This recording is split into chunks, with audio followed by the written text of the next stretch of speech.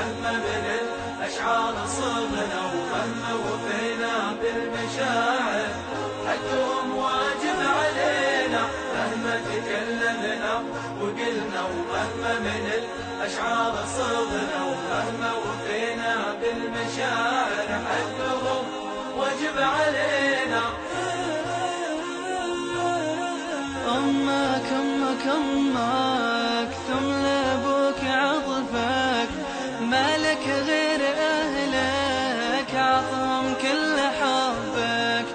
حثنا رب برضاهم وحذر اللي ما وفاهم يكفي لو تكسب رضاهم. 3 أسبوع بي أهيد واتقانا 3 أسبوع بي أهيد هولن دنمارك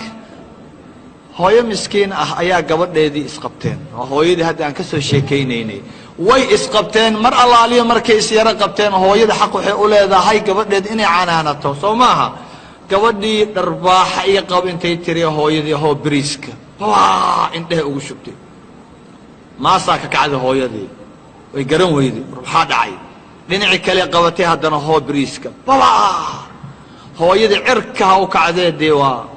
miskiinta xooggeedii lagu garaacaya mugta xooggeedii way waxaan hooyadii dhulkay ku dhacday hooyadii komay gashay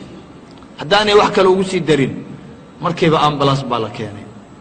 ambulance allaala markii la soo dejiyey hooyadii la saaray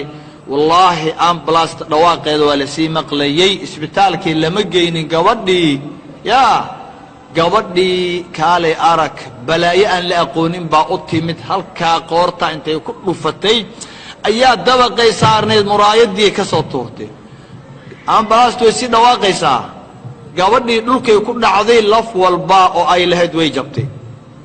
ambulance hooyada ambulance ku xigtay waxa saarnaa gabadhii war ma garanaysaan cidda qoorta ku dhufatay ma taqaanaan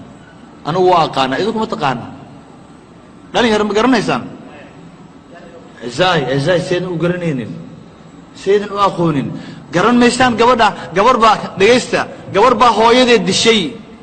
hooya gabar dishay maaha gabadha waalidkeed dishay dharbaaxa